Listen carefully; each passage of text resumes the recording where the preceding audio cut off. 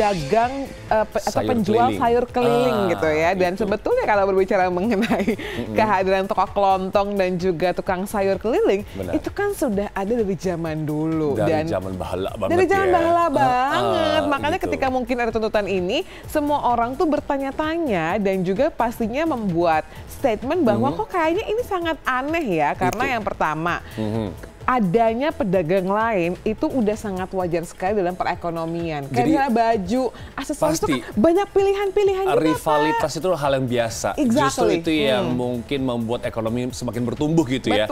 Harus ada inovasi-inovasi terbaru gitu. Nah di sini ketika dituntut terjadilah aksi solidaritas untuk mendukung si Pak Marno ini gitu ya. Jadi luar biasa sekali. Dan kalau kita lihat juga sebenarnya kalau misalnya mungkin kita merasa kita sendiri agak kalah, ya kita harus berinovasi, bukan malah menuntut. Bener nggak sih? Dan ternyata memang solidaritas dari ratusan pedagang sayur ini mendukung Pak Marno di Pengadilan Negeri Magetan. Seperti apa kisahnya? Ini dia untuk Anda. Magetan, Jawa Timur menjadi saksi drama persaingan dagang yang tak biasa. Seorang pria menggugat tukang sayur keliling sebesar 500 juta, mengklaim bahwa keberadaan pedagang keliling itu telah merugikan bisnis toko kelontong milik istrinya.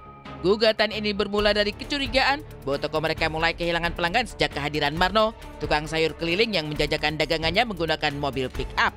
Tak terima dengan kondisi tersebut, sang suami bahkan merekam aktivitas Marno dan menuduhnya sengaja menghasut pelanggan agar beralih dari toko kelontong ke mobil sayur miliknya.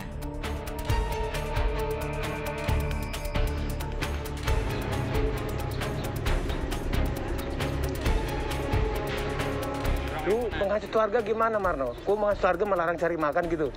Emang perlu makan ini, orang lain sana nggak perlu cari makan? Apa mas? Kau menghasut orang lain, lu nggak boleh cari makan di sini. Emang kampung mana? Siapa yang menghasut? Kamu menghasut kemana-mana, kamu seluruh. Emang lurah siapa? Raja di sini? Saya nggak menghasut. Kamu menghasut warga di sini? Bahwa kamu larang cari makan, ha? Kamu ngadu kemana-mana? Kamu lah udah dilapor ke pengadilan, kamu masih ngayel. Kamu jagoan di sini. Kamu tak perlu makan, ya? Perut kamu tak perlu makan, keluargamu tak perlu makan. Para pesen nggak perlu cari makan. Kampung sana kalau bikin rusuh, jangan di kampung orang kamu jagoan. Jangan kan orang diam kamu kira takut. Tunggu kamu di pengadilan, kamu tahu rasa kamu namanya keadilan, dijolim biar kamu tahu. Jangan kamu pikir cuma kamu tak perlu makan. Orang pes juga perlu cari makan. Jangan suka-suka hati kamu.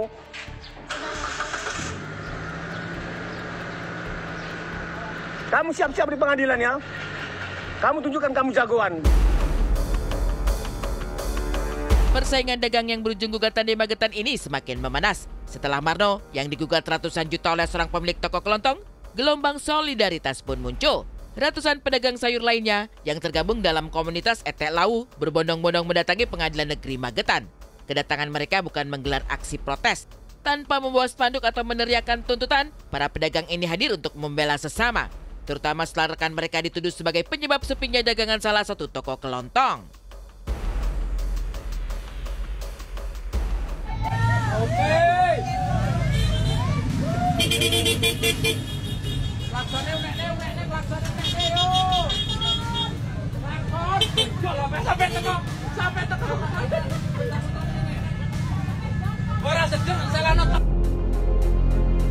Dukungan terhadap Marno dan para pedagang sayur keliling semakin menguat. Setelah ratusan pedagang menunjukkan solidaritasnya, kini warga setempat pun ikut angkat suara.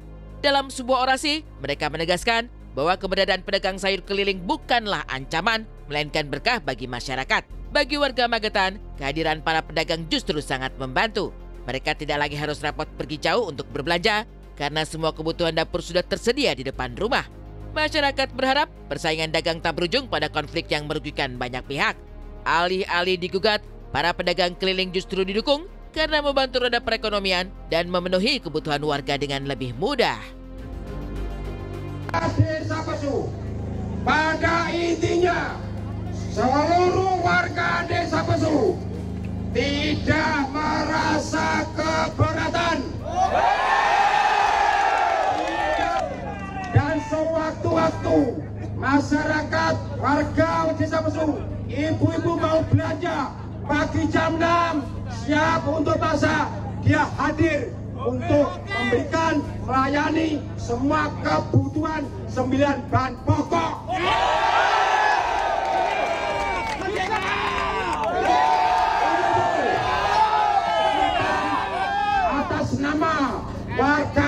Pesu benar-benar tidak merasa keberatan.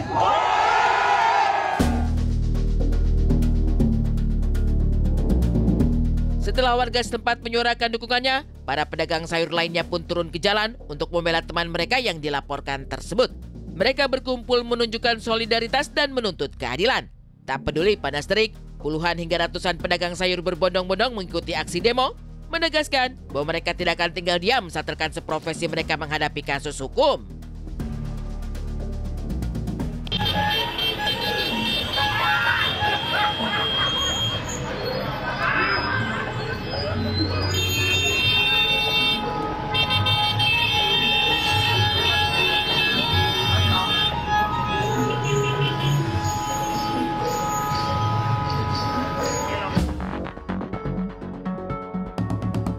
Dukungan bagi para pedagang keliling di Magetan tidak hanya sampai situ saja. Warga lainnya turut berpartisipasi dengan cara yang lebih nyata. Mereka patungan untuk membantu operasional aksi solidaritas di Pengadilan Negeri Magetan.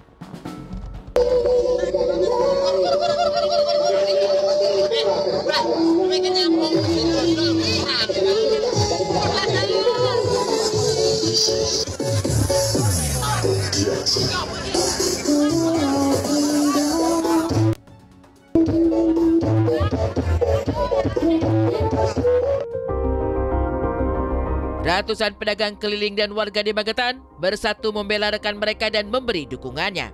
Namun, bagaimana dengan daerah lain? Apakah pedagang di kota-kota lain juga menghadapi tantangan serupa?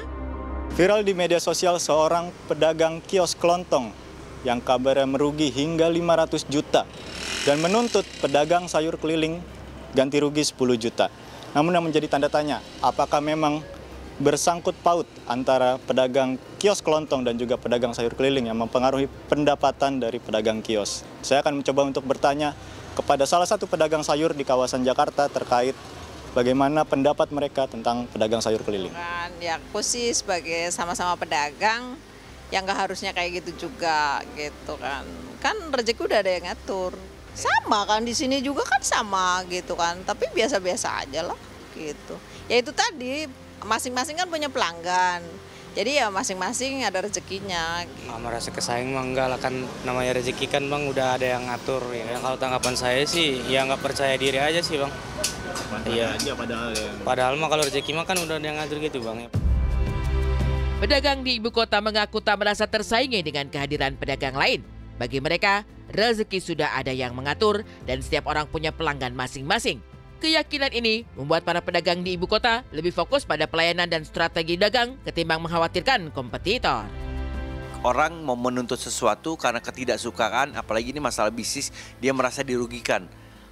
Ada nggak ini hukumnya? Terbukti apa enggak? Karena semua hal yang memang diajukan ke pengadilan gitu ya, saya percaya bahwa mereka-mereka yang duduk di sana itu tuh harusnya secara bijak karena mereka harus melihat dari sisi hukumnya.